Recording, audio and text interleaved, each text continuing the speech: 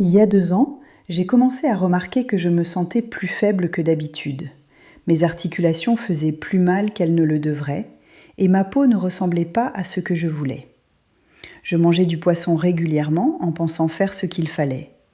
Ce que personne ne m'a dit, c'est que certains des poissons les plus populaires au supermarché peuvent aggraver tout cela, pas l'améliorer. Quand j'ai enfin appris lesquels éviter et lesquels choisir, tout a changé. Je suis Sylvie Fontaine, j'ai 65 ans, et ce que je m'apprête à partager avec vous a complètement changé la façon dont je regarde le rayon fruits de mer. Pendant des années, j'ai pensé que le poisson était le poisson, que n'importe quel poisson était un bon choix. J'avais tort. Et la différence entre le poisson qui soutient votre santé et celui qui la sape silencieusement se résume à 3 facteurs que personne ne m'a jamais expliqués jusqu'à ce que je commence à faire mes propres recherches. Le premier facteur est la contamination, spécifiquement le mercure et le plomb. Depuis la révolution industrielle, et surtout au cours des dernières décennies, les métaux lourds se sont infiltrés dans notre approvisionnement en eau, dans les rivières, les ruisseaux et surtout dans les océans. Une fois que le mercure entre dans votre corps, il cause de graves problèmes au système nerveux central. Et voici la partie qui m'a le plus choquée. Il faut entre 12 et 18 mois pour qu'il soit complètement éliminé de votre système.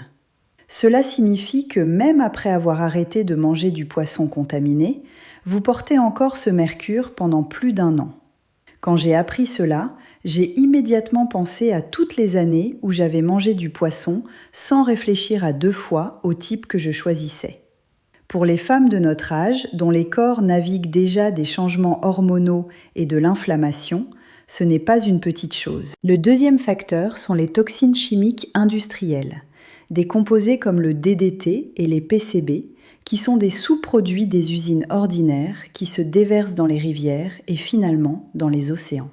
Parce que ces produits chimiques sont plus denses que l'eau, ils coulent au fond, ce qui signifie qu'ils se concentrent dans certains types de poissons qui passent leur temps près du fond de l'océan. Ces produits chimiques peuvent prendre 5 à 8 ans à s'éliminer de votre corps. 5 à 8 ans. Cela signifie que les choix que vous faites au supermarché aujourd'hui affectent la façon dont vous vous sentez des années plus tard. Le troisième facteur est la durabilité. Et je sais que cela peut sembler être une préoccupation environnementale plutôt que de santé personnelle. Mais cela compte plus que la plupart des gens ne le réalisent. Quand certaines espèces de poissons sont surpêchées, les populations survivantes peuvent développer des mutations génétiques et peuvent ne plus offrir les mêmes avantages nutritionnels qu'aujourd'hui. La durabilité ne concerne donc pas seulement la sauvegarde de l'océan, il s'agit de protéger la qualité de ce que nous mangeons. Avant de vous dire quels poissons éviter, laissez-moi vous dire quels 3 poissons je mange régulièrement maintenant et pourquoi ils ont changé ma façon de me sentir. Et je veux d'abord vous poser une question. Avez-vous jamais eu l'impression de faire tous les bons choix alimentaires et de ne toujours pas obtenir les résultats que vous attendiez ? Dites-le moi dans les commentaires.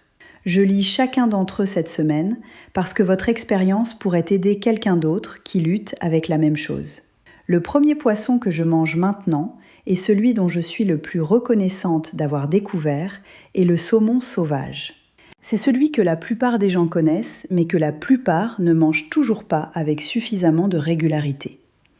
Le saumon sauvage est extraordinairement riche en acides gras oméga 3 qui réduisent l'inflammation dans tout le corps.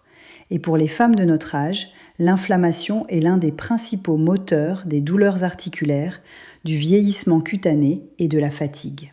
Il est également très riche en sélénium, qui soutient la fonction thyroïdienne, cruciale pour les femmes dans leurs 60 ans, et très riche en vitamine B12, qui maintient les nerfs en bonne santé et les niveaux d'énergie stables. Mais voici ce qui m'a le plus surprise avec le saumon. Malgré le fait qu'il soit un poisson plus grand, il est très pauvre en métaux lourds. Sa structure de tissu plus douce signifie qu'il n'absorbe pas et ne retient pas le mercure de la façon dont les autres poissons le font. Ce qui est le plus important, c'est de choisir du saumon sauvage, pas d'élevage. La différence nutritionnelle est significative. Et si le saumon sauvage frais n'est pas disponible, le saumon sauvage congelé est parfaitement bien. Il est souvent surgelé peu après avoir été pêché, ce qui préserve complètement les nutriments. Le deuxième poisson qui a transformé ma santé est un que vous n'attendiez peut-être pas, les sardines. Je sais ce que vous pensez, mais restez avec moi parce que les sardines sont l'un des aliments les plus puissants que j'ai jamais ajoutés à ma routine quotidienne. Elles sont extraordinairement pauvres en métaux lourds parce que ce sont de petits poissons à vie courte qui n'ont pas le temps d'accumuler le mercure de la façon dont les grands poissons le font. Et elles sont extraordinairement riches en acides gras oméga 3, en sélénium pour la santé thyroïdienne et en cuivre. Ce dernier compte énormément pour les femmes de notre âge. Le cuivre est essentiel pour la synthèse du collagène. C'est l'un des minéraux dont votre corps a besoin pour construire et utiliser le collagène. Donc si vous luttez avec l'élasticité de la peau, la santé articulaire ou la guérison intestinale, les sardines pourraient être l'une des choses les plus importantes que vous ajoutez à votre alimentation. Si vous êtes nouvelle aux sardines, essayez-les écraser avec un peu de jus de citron sur du pain complet. Le citron améliore le goût et augmente également l'absorption du fer. Choisissez des sardines conditionnées dans l'eau ou l'huile d'olive et incluez les os. Ces os mous et comestibles sont l'une des meilleures sources de calcium absorbable que vous puissiez trouver. Avant de continuer, si cela a déjà du sens pour vous, montrez votre soutien en aimant cette vidéo et en vous abonnant. Vous ne pouvez vraiment pas vous permettre de manquer ce qui vient encore. Le troisième aliment qui complète ma liste n'est pas exactement un poisson du tout, ce sont les moules. Et les moules sont devenues l'un de mes repas hebdomadaires préférés. Elles sont l'un des aliments les plus denses en protéines gramme pour gramme que vous puissiez manger.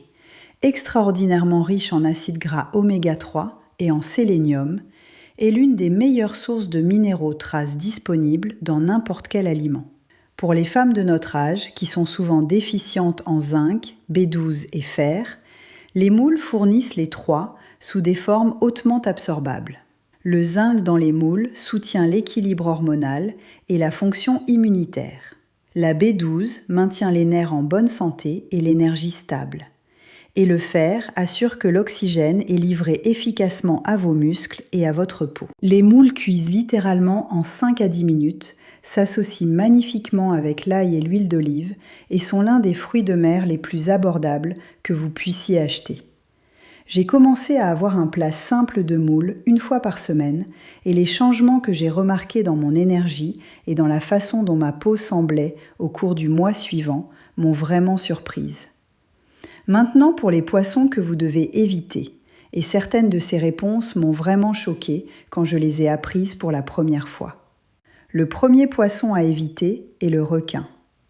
Le requin est l'un des poissons les plus prédateurs de l'océan. Il se nourrit d'autres grands poissons prédateurs qui ont déjà des niveaux élevés de mercure.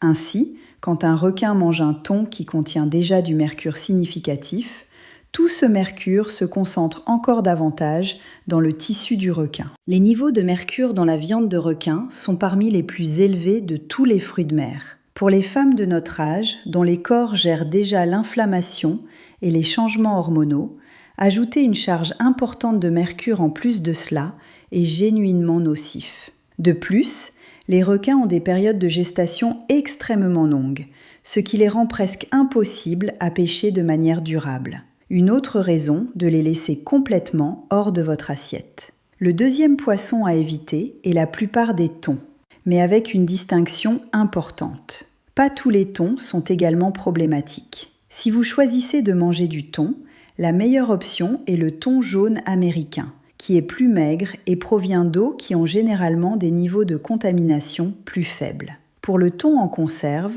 la distinction critique est d'éviter le thon blanc. Le thon blanc a une chair très dense et grasse qui absorbe et retient les métaux lourds à des concentrations élevées, environ 3 fois plus de mercure que le thon clair ordinaire. Si vous mangez du thon en conserve, choisissez le thon clair en morceaux et gardez-le en quantité modérée. Mais honnêtement, depuis que j'ai découvert les sardines, j'ai presque entièrement remplacé le thon en conserve par des sardines en conserve et mon corps a répondu de façon notable. Le troisième poisson à éviter est le tilapia. Et celui-ci m'a surprise parce que le tilapia est partout et est souvent commercialisé comme une protéine maigre et saine. Le problème est que pratiquement tout le tilapia est d'élevage. Il n'existe pas de tilapia sauvage dans les fruits de mer commerciaux. Et la plupart de l'élevage de tilapia se fait dans des pays avec des normes de qualité très différentes de celles auxquelles nous sommes habitués. Le tilapia d'élevage a une très faible densité nutritionnelle. Il est pauvre en acides gras oméga 3 et offre très peu des avantages anti-inflammatoires qui font que le poisson vaut la peine d'être mangé en premier lieu. De plus, en raison des conditions dans lesquelles il est élevé, il peut être exposé à une gamme de contaminants. Quand j'ai remplacé le tilapia par des sardines ou du saumon sauvage, j'ai obtenu beaucoup plus de valeur nutritionnelle pour le même coût ou moins. La science sur ce sujet est claire et cohérente. Le poisson que vous choisissez compte énormément, pas seulement pour votre apport en protéines, mais pour vos niveaux d'inflammation, votre équilibre hormonal, la santé de votre peau, la santé articulaire et votre énergie. Il y a 2 ans, je me sentais plus faible que je ne le devrais. Mes articulations me faisaient mal et ma peau ne reflétait pas les efforts que je faisais pour prendre soin de moi. Les poissons que je mangeais faisaient partie du problème. Passer au saumon sauvage, aux sardines et aux moules, et éliminer le requin, le thon blanc et le tilapia, a été l'un des changements les plus impactants que j'ai faits. Non pas parce que le poisson est magique, mais parce qu'à notre âge, chaque choix que nous faisons soutient soit notre corps, soit travaille contre lui. Et le bon poisson le soutient absolument. Si cette vidéo vous a aidé à voir le rayon fruits de mer différemment, assurez-vous de vous abonner pour plus de stratégies qui fonctionnent vraiment pour les femmes de notre âge. Je suis Sylvie Fontaine, merci d'avoir regardé.